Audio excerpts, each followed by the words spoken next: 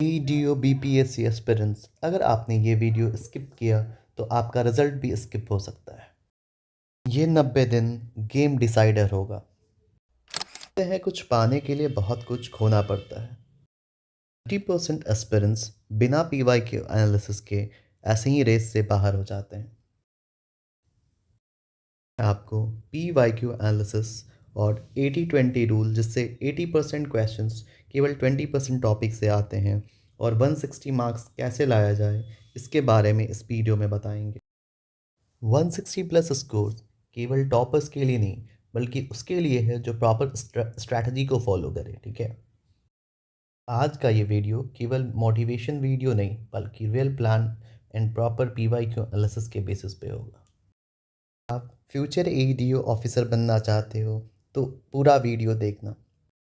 चलिए इस वीडियो को स्टार्ट करते हैं। सबसे पहले स्टूडेंट फेल क्यों होते हैं, उसका सबसे पहला रीज़न ये है कि उनके पास रैंडम मटेरियल होता है। ठीक है, वो कोई भी मटेरियल पीवाईक्यू के बेसिस पे नहीं लेते।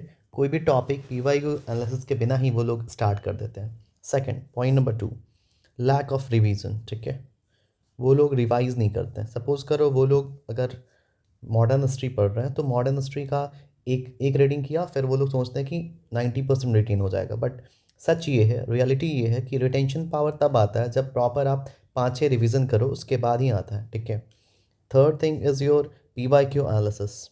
पीवाईक्यू एनालिसिस ये very important, it's very important, it's like a fruitful and cherry on the cake. Last video में मैंने साइंस के इंपॉर्टेंट थीम्स बताए थे। वो थीम्स मैंने एज इट इज़ पकड़ा था R&D करके, जिसमें मैंने 80% क्वेश्चन जो आता है वो बस 20% टॉपिक से आता है। उस बेसिस पे मैंने ग्राफिकल रिप्रेजेंटेशन के थ्रू बताया भी था कि हाँ, ये 3 टॉपिक ऐसे इंपॉर्टेंट हैं जिससे आपका 80% साइंस का क्वेश्चन डील हो जाता है। तो यही होता है पीवाईक्यू एनालिसिस का मेन मेथोडोलॉजी। ठीक है, तो सबसे पहले मैं ये समझाना चाहूँगा 80/20 रूल होता क्या है। ठीक है, पेरेटो रूल भी बोलते हैं। ठीक है, उससे क्या हम लोग डिटेल में एनालिसिस कर सकते हैं कि सपोज़ कोई भी पेपर जो होता है, वो पर्टिकुलर पेपर जब एग्जामिनर सीट करता है तो उसके पीछे वो बैकग्राउंड यही रहता है पीवाईक्यू का। ठीक है, तो आगे आप लोग चाहोगे तो मैं अदर सब्जेक्ट पे भी करंट अफेयर्स या particulars history, geography, polity, GS के जो भी चैप्टर्स हैं उसके अकॉर्डिंग मैं थीम्स बना दूंगा। जैसे मैंने साइंस की थीम दे रखी है, तो उस बेसिस पे आप लोग ये लोग 80/20 रूल है, उसके बेसिस पे आप लोग क्लियर कट 80 to 90% आपका स्ट्राइक रेट आराम से हो सकता है। ठीक है, now coming back to main important factor जो कि पीवाईक्यू एनालिसिस है। ठीक है, तो पीवाईक्यू एनालिसिस लोग करते क्या है, सपोज करो कोई भी टॉपिक है तो उसके एक बार पीवाईक्यू कर लेने से बस क्वेश्चंस के आंसर्स, जैसे ए का आंसर से 1857, तो आंसर याद करने से ऐसा कुछ रिजल्ट नहीं आता।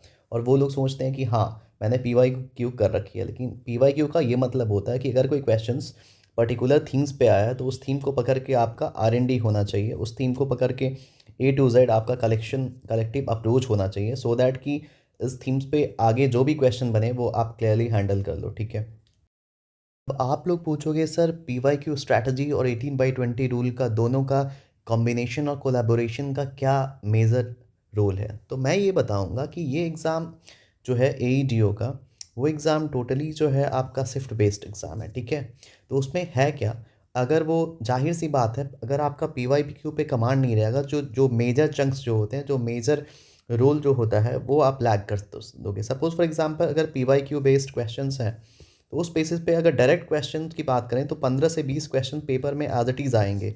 अगर यहाँ पे आपने गलती की तो रेस से ऐसे ही आप बाहर हो जाओगे। ठीक है, and second and most important thing इस एग्ज़ाम के बारे में ये है कि ये एग्ज़ाम पहले हुआ नहीं है, तो हुआ नहीं है तो डायरेक्टली इन्फ्लुएंस ये करेगा कि जो एग्जामिनर्स होगा, जो क्वेश्चन पेपर सेट करेगा, वो डायरेक्टली पीवाईक्यू के थीम को पकड़ेगा और एज इट इज़ उसके रेफरेंस के थ्रू वो क्वेश्चन सेट करेगा। ठीक है, तो आपको ये एश्योर करना पड़ेगा जो पीवाईक्यू है वो 5-6 बार आप प्रॉपर एनालाइज करो। ठीक है, प्रॉपर स्टडी करो, ना कि वो आप ABCD रट जाओ कि ए का हाँ अकबर है, बी का 1857 है। No, not at all. ऐसे करोगे तो आप एग्जामिनेशन से लैग कर जाओगे और रेस से बाहर होगे। ठीक है, मैंने साइंस की 20 मेजर इंपॉर्टेंट थीम्स को एज इट इज़ मेंशन करा है प्रीवियस वीडियो में, आप जाके देखना। वैसे ही हम अदर सब्जेक्ट के लिए भी मैं लेके आऊँगा। ठीक है, तो आप एक काम करो, ये मेजर टॉपिक्स को करो और उसके बेसिस पे प्रैक्टिस करो पीवाईक्यू को, और क्वेश्चन जितना ज़्यादा प्रैक्टिस कर सको उतना कर लो, ठीक है। साथ ही साथ मोर ओवर आप एएसओ के पेपर हो गया या जो भी एग्ज़ाम अदर्स एग्ज़ाम है, जैसे एलडीसी का एग्ज़ाम हुआ है, ठीक है। तो मैं रिसेंट शॉर्ट्स वीडियो के थ्रू मैंने बताया था कि साइंस के क्वेश्चन कैसे रिपीट हो रहे हैं, एग्जाम्पलर से वो डायरेक्ट क्वेश्चन दे रहा है, वो न्यूमेरिकल ट्रेंड फॉलो कर रहा है, तो ये सब आपका मतलब फ्रूटफुल ये सब चीज़ है, ठीक है। और इस जैसा कि मैंने रिसेंट वीडियो में आपको बताया था, ये क्वेश्चन को देखो, ये एज इट इज़ पूछा गया है एनसीईआरटी के थीम से, और ये क्वेश्चन का मतलब डेटा वाइज भी अगर देखो ए बी सी डी जो ऑप्शन है वो एज इट इज़ एनसीईआरटी में दिया हुआ है, ठीक है। तो आपको मैं ये क्लैरिफाई करना चाहता हूँ कि this questions are low hanging fruits. तो ये क्वेश्चन आपका गलत बिल्कुल नहीं होना चाहिए, अदरवाइज़ आप वो स्टूडेंट से बाहर हो जाओगे जो आपसे ऑलरेडी आगे हैं। तो आगे की वीडियो में मैं बताऊंगा कैसे 160 प्लस कैसे आप स्कोर कर सकते हो, अगर आप प्रॉपर स्ट्रैटेजी को फॉलो करो, प्रॉपर पीवाईक्यू एनालिसिस करते हो, तो yes you can do it. But वही है कि आपको प्रॉपर डिटरमिन होना होगा थ्रू टूवर्ड दिस जर्नी, ठीक है। बात करते हैं most important theme, that is mock analysis, ठीक है। तो बहुत सारे ऐसे स्टूडेंट्स जिनका मॉक्स में मार्क्स कम आ रहा है, वो अभी बहुत अपने आप को कोस रहे होंगे, ठीक है, कि वो अभी रेस से बाहर, ठीक है। बट ऐसा कुछ नहीं है, ठीक है। बिकॉज मॉक एनालिसिस का सिंपल फंडा ये होता है कि जो आप एग्ज़ाम्स में गलती कर रहे हो, उस एग्ज़ाम से अगर थीम्स मेन एग्ज़ाम में आए तो वो आपका गलत नहीं होना चाहिए, ठीक है। Second, this things are secondary. अगर आपका स्कोर कम आ रहा है, डजेंट मीन कि फाइनल एग्ज़ाम में आपका स्कोर कम आएगा, ठीक है।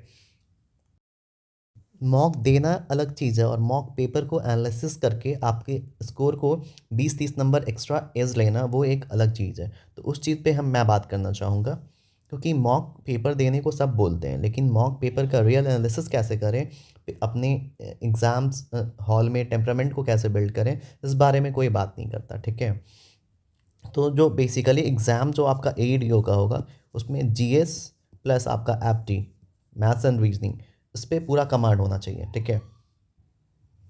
तो आई विल सजेस्ट आप अभी से ही प्रॉपर एफएलटीज दो, और मैं आगे की वीडियो में बता दूंगा कि कौन सी टेस्ट सीरीज़ सही है, कौन सी टेस्ट सीरीज़ आपको नहीं देनी चाहिए। बिकॉज मार्केट में बहुत सारे टेस्ट सीरीज़ हैं, लेकिन अभी भी कुछ कुछ टेस्ट सीरीज़ में बहुत सी चीज़ अभी भी मिसलीडिंग है, तो वो सब चीज़ों को भी मैं ध्यान में रखते हुए आपको टेस्ट देना पड़ेगा। Secondary, the best thing about mock analysis is, suppose करो आपने आज एक टेस्ट दिया, ठीक है। तो आप टेस्ट की एक नोट मेकिंग करो, ठीक है। आपने क्या मिस्टेक करा है उसको टू डू लिस्ट में लिखो, ठीक है। और आगे जो एग्ज़ाम हो उसमें ये मेक श्योर करो कि ये क्वेश्चन जो आपने आज गलत करे हैं वो आगे के एग्ज़ाम में गलत नहीं होना चाहिए, ठीक है। Secondary, and the best thing about the writing is, आपका कॉम्पिटेंसी लेवल जो है ना वो इंक्रीज़ हो जाता है। सपोज़ करो आपको मैं ये बोल दूँ कि आप जो भी एनालिसिस कर रहे हो वो बस ऐसे ही जॉट डाउन नहीं करो, तो उससे क्या होगा, आपका स्किल डिटेरोरेट होगा, ठीक है। उससे बेटर है कि आप अपनी स्कोर को, हर एक टेस्ट की जो पर्टिकुलर आपकी स्कोर होगी उसको क्या करना, एक रफ सीट या नोट मेकिंग में लिखना, ठीक है। सब कुछ सपोज करो आपके फर्स्ट एफएलटी में आ रहा है 55 आउट ऑफ 100 इन जीएस, ठीक है। तो ये मेक श्योर करना कि नेक्स्ट आपने जो एफएलटी देना है उसमें ये जो जो भी मिस्टेक आपने करा है वो गलती ना हो, और ये 55 की जगह नेक्स्ट में आप 60-65 अटेम्प्ट करना, 60-65 अचीव करने के लिए टारगेट करना, ना कि 55 से आप 75-90 इसके अराउंड जाना। बिकॉज हर एक चीज़ का एक रेट डिटरमाइनिंग स्टेप होता है, ठीक है।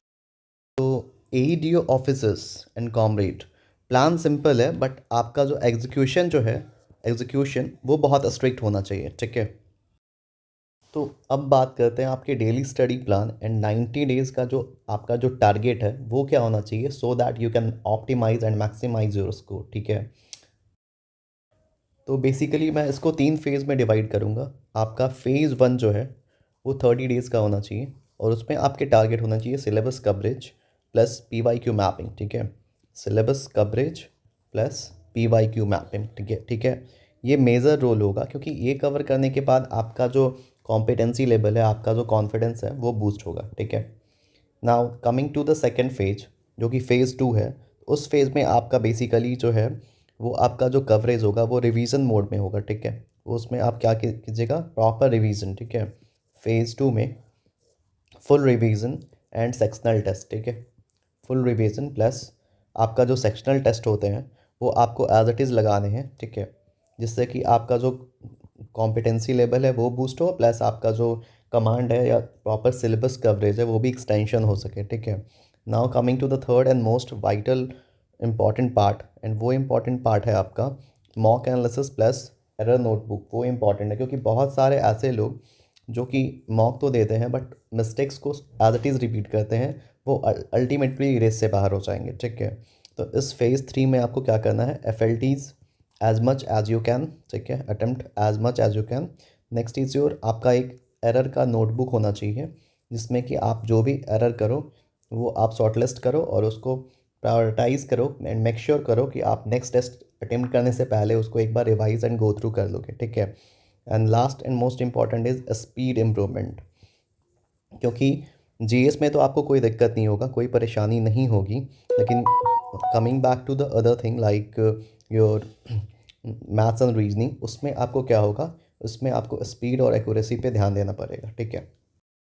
ये सब चीज़ करने के बाद अब बारी है सबसे important cheese, safe score and safe zone में आने के लिए आपको अभी से टारगेट करना पड़ेगा 160 प्लस मार्क्स, ठीक है। अब 160 प्लस मार्क्स कैसे लाया जाए इस चीज़ के बारे में मैं आगे बताऊंगा, आगे प्रोसेस में समझाऊंगा, ठीक है। तो सबसे पहले तो मेक श्योर करो कि आपका जो टारगेट है वो मैक्सिमम होना चाहिए। बहुत लोग अभी से सोच रहे होंगे कि 160 कैसे लाएं, नहीं आ पाएगा। सो मेक श्योर कीजिए कि आपका जो सबकॉन्शियस माइंड है वो आप जैसा फील करोगे वैसा ही वो फीड करेगा, ठीक है। It's just like the RAM, okay. Moreover मैंने अपनी फर्स्ट वीडियो में उस AEDO एग्ज़ाम के लिए जो प्रॉपर रोड मैप और स्ट्रैटेजी होना चाहिए उस वीडियो मैंने दिया हुआ है, ठीक है। तो उस वीडियो के थ्रू आप एक बार गो थ्रू कर लेना एंड मेक श्योर करना कि आपका जो रोड मैप है वो अलाइन, प्रॉपर अलाइन है कि नहीं, क्योंकि 160 प्लस टारगेट करना is now very optimal thing, ठीक है। अगर अभी आप नहीं करोगे तो कोई और कर रहा होगा, ठीक है। अभी इस ठंड में अगर आप सोच रहे हो कि घर बैठे बिना कुछ सोचे समझे बस वीडियोस स्क्रॉल करें और इंस्टाग्राम स्क्रॉल करें तो आपके स्कोर बूस्ट हो जाएंगे, तो ये आपके मिथ है, ठीक है। अब 160 प्लस टारगेट करने के लिए मैं दो तीन चीज़ मेजर फैक्टर बताऊंगा जिससे कि आपका स्कोर बूस्ट हो सके। So coming back to GS section, ठीक है। जीएस सेक्शन में आपका मिनिमम टारगेट होना चाहिए 70 to 75 मार्क्स, ठीक है। 65 is also good to go, लेकिन उसमें आपका थोड़ा दिक्कत आ जाएगा, फिर जीके जीएस में आपको मैक्सिमम ऑप्टिमाइज स्कोर लाना पड़ेगा, ठीक है।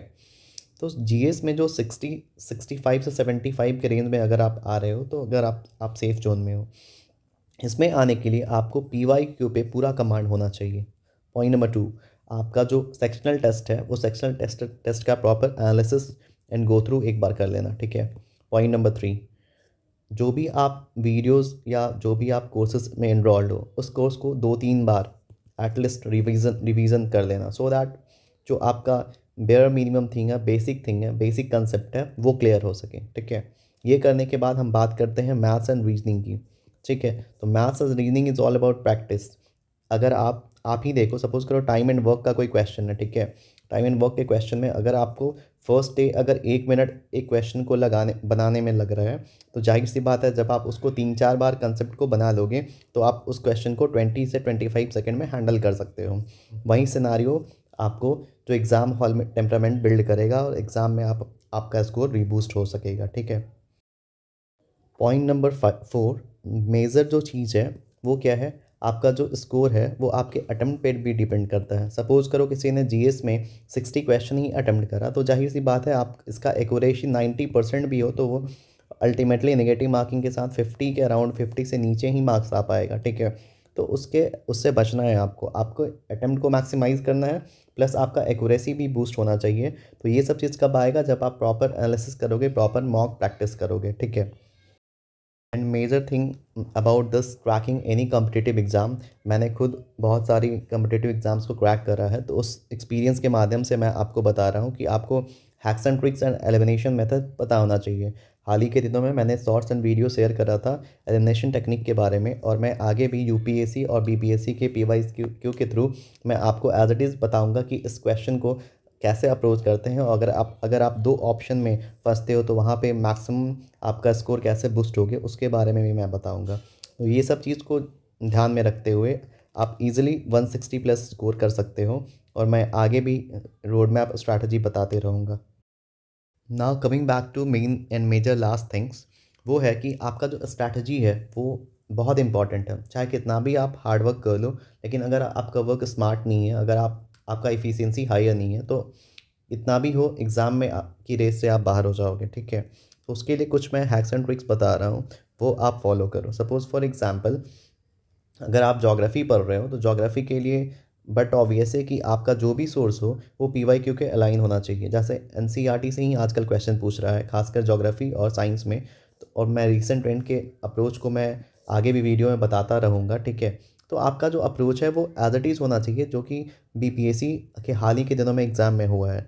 सेकंड, जो भी आप पढ़ाई कर रहे हो उसका आप प्रॉपर प्रैक्टिस करो, ठीक है। बिना प्रैक्टिस के आप कुछ नहीं कर सकते, चाहे कितना भी हो। Suppose for example time and work है, पाइथन सिस्टम है, अगर मैथ्स एंड रीजनिंग है तो वो भी क्या क्या खोजता है, प्रॉपर आपका जो इफ़िशियंसी तभी इंक्रीज़ होगा जब आप, जाहिर सी बात है, ज़्यादा क्वेश्चंस लगाओगे, ज़्यादा प्रैक्टिस करोगे, एक ऐसे ऑप्टिमल रेंज में आ जाओगे जिससे कि आपका सिलेक्शन हो जाएगा।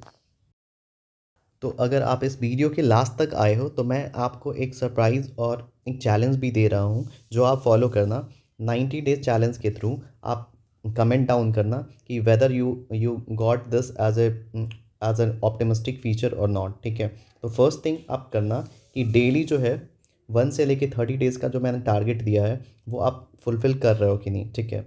Now now second second thing, जो भी आपका करंट अफेयर का सोर्स है, मैं आगे की वीडियो में बताऊंगा कि कैसे 90% मेरा 71st और 70th के प्रीलिम्स के एग्ज़ाम में 90% कैसे स्ट्राइक रेट रहा है। मैं कुछ सोर्सेज बताऊंगा, उसके थ्रू आप वो भी कंप्लीट करोगे, ठीक है। Now coming back to major thing, मैंने हाल ही वीडियो में बताया था कि 40 से 50% ऐसे स्टूडेंट हैं जो ऑलमोस्ट इग्नोर कर रहे हैं इंग्लिश और हिंदी को, और वो अल्टीमेटली रेस से बाहर होंगे। तो मैं उन लोगों को मैं ये कहना चाहता हूँ कि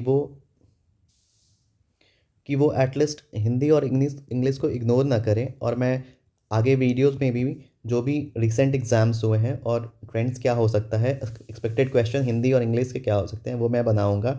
आप कमेंट डाउन कर देना, ठीक है। तो इसको ये स्किप मत करो, इसको आप ऐसा करो। सपोज़ फॉर एग्जांपल हिंदी और इंग्लिश है तो वो क्या करो, या तो 15-20 मिनट पढ़ लिया करो डेली। सपोज़ करो हिंदी में समास हो गया, संधि हो गया, कुछ कुछ इंपॉर्टेंट थीम है जो एज इट इज़ रिपीट होते हैं, मैं बता दूंगा। तो वो सब आप थोड़ा थोड़ा करके पढ़ोगे अभी से, 90 डेज़ में आप श्योर रहोगे कि एग्ज़ाम्स क्रैक कर सकते हो, ठीक है।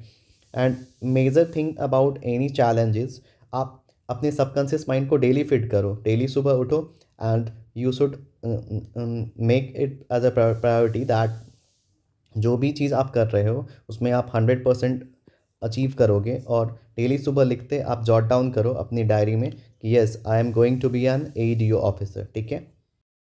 जाते जाते वीडियो के कमेंट में आप ज़रूर लिखना कि आपको इस वीडियो के माध्यम से क्या अचीव हुआ।